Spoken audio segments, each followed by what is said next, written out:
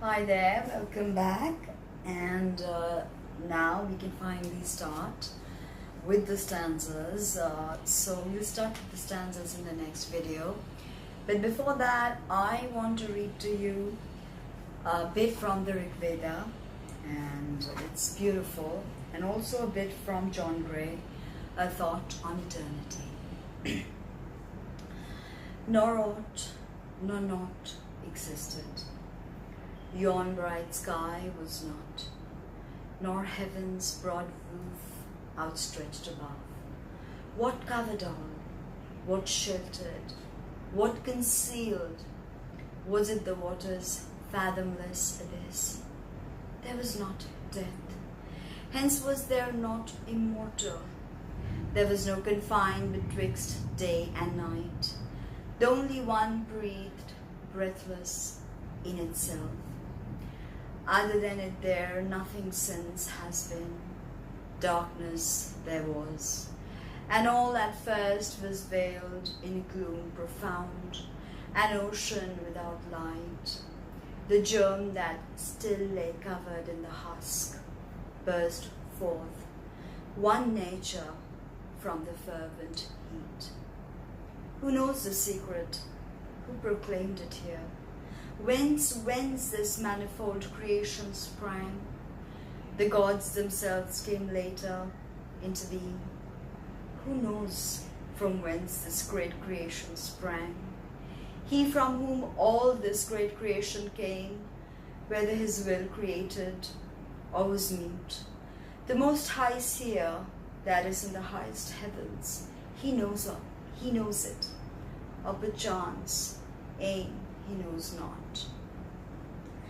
And now from, of course, John Gay, A Thought on Eternity. Gazing into eternity.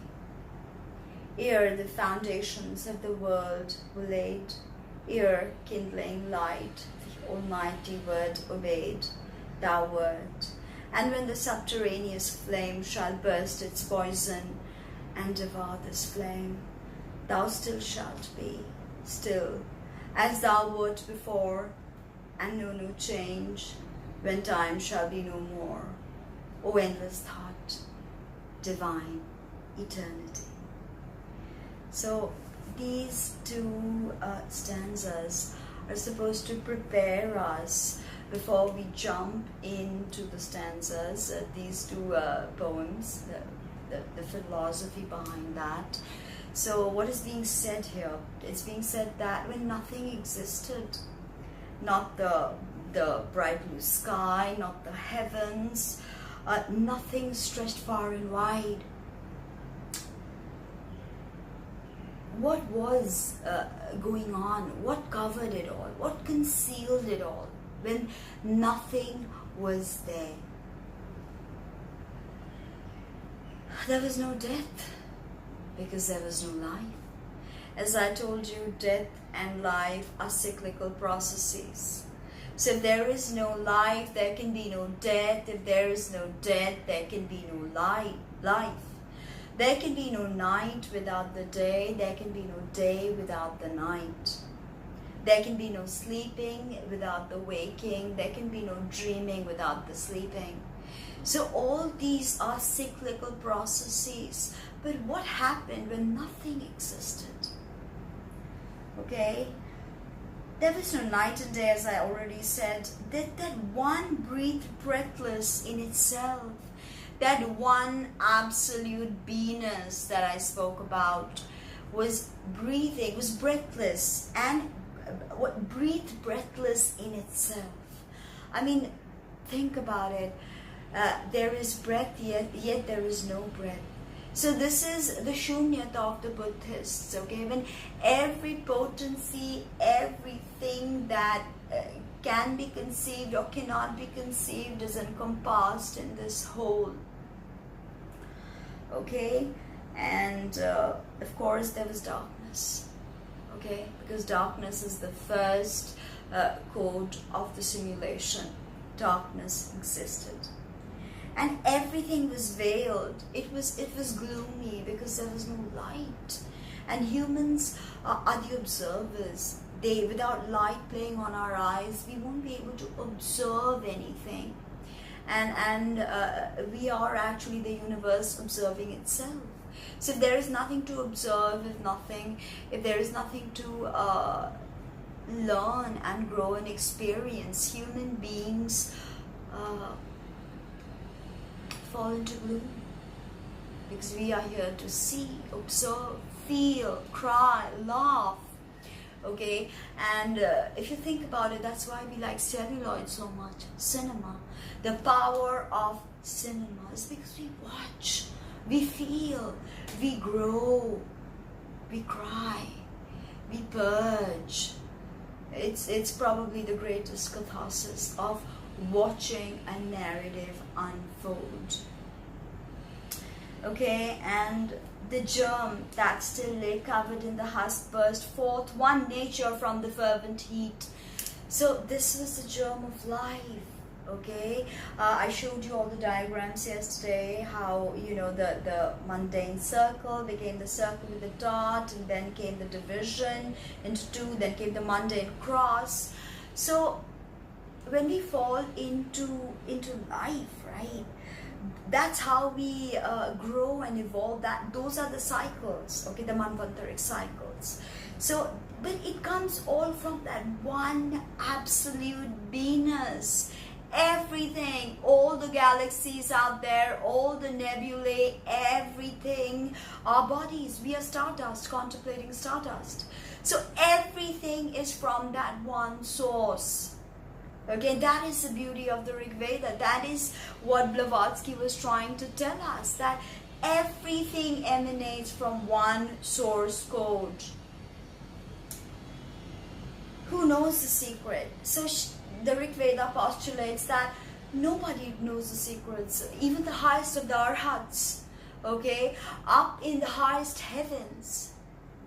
Okay, according to Islam, the highest Jannah is occupied by Prophet Muhammad, and above him is the throne of Allah himself. So every tradition divides the heavens. So even in Buddhism, we have different heavenly realms, like the pure realm of Amitabha, the Buddha.